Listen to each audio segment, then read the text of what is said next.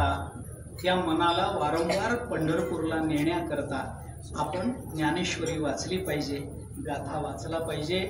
मानवी जीवनाचं कल्याण फक्त ज्ञानेश्वरी आणि गाथ्यानेच होऊ शकतं। आज जगतामध्ये दुसरी कोणतीही व्यवस्था आपल्या कल्याणाची उपलब्ध नाही, हे लक्षात घ्या। म्हणून सर्वांना प्रार्थना आहे, हात जोडून विनंती आहे, सगळ्यांच्या पायावर डोकं ठेवून प्रार्थना आहे, हात जोडून प्रार्थना आहे। थोडा वेळ ज्ञानेश्वरी वाचत चला, थोडा वेळ गाथा वाचत चला। मी तुमचा सगळा वेळ द्या म्हणत नाही, 5 ओव्या वाचा, 10 ओव्या वाचा, 2 अभंग वाचा, पण आपलं कल्याण होईल तर ज्ञानेश्वरी गाथ्यानेच होईल, दुसरं कशाने होणार नाही। काळ्या दगडावरची पांढरी नाही, काळ्या दगडावरची नुसती पांढरी नाही, ऑइल पेंटने मारलेली पांढरी नाही। कल्याण होईल तर ज्ञानेश्वरीनंच होईल, तुकोबारायांच्या अक्षरानेच। आमच्या जीवनामध्ये समाधान येईल ना तर ते ज्ञानोबारायांच्या अक्षरातूनच येईल, तुकोबारायांच्या अक्षरातून, त्यांच्या सेवेतूनच येईल, हे लक्षात घ्या। म्हणून हात जोडतो, पाया पडतो तुमच्या, थोडी ज्ञानेश्वरी वाचा, 5 ओव्या, 5 मिनिटं वाचा, 10 मिनिटं वाचा, माझं काही म्हणणं नाही।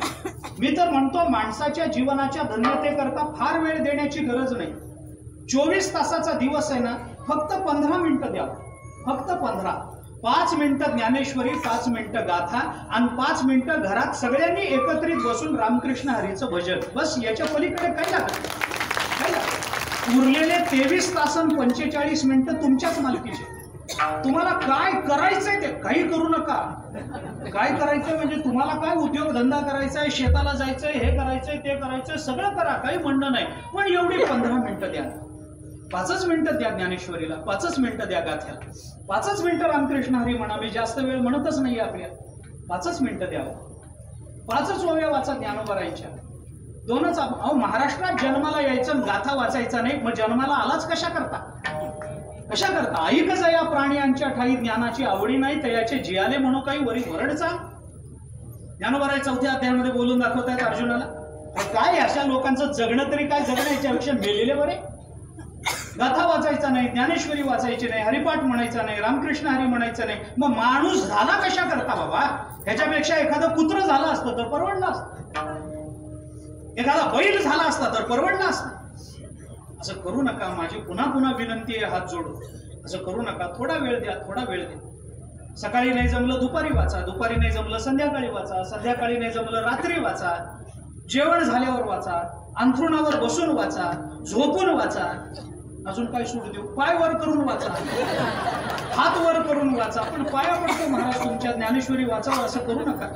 हा जन्म पुन्हा येणार नाही बरं, पुन्हा ज्ञानेश्वरी हाताला लागणार नाही बरं आपल्या, पुन्हा हरिपाठ हरिमुखे म्हणा हाताला लागणार नाही, तुकोबारायांची अक्षरं पुन्हा दिसायची नाहीत महाराज, त्याच्याकरता तडफड होईल आपली। आत्ता मिळालंय, वाचून घ्या, माझी पुन्हा पुन्हा विनंती, पाया पडून सांगतोय मी आपल्याला, याच्या विना आपलं कल्याण दुसऱ्या कोणत्याही मार्गाने होणार नाही।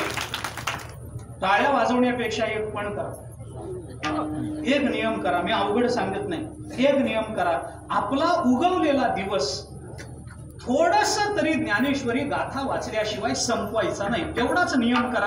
मग तुम्हाला जेव्हा वाचायची तेव्हा वाचा, माझं काही म्हणणं नाही। आणि तेवढं वाचण्याची सद्बुद्धी, सामर्थ्य संतांनी तुम्हाला आम्हाला द्यावं, एवढी त्यांच्या चरणी प्रार्थना करतो।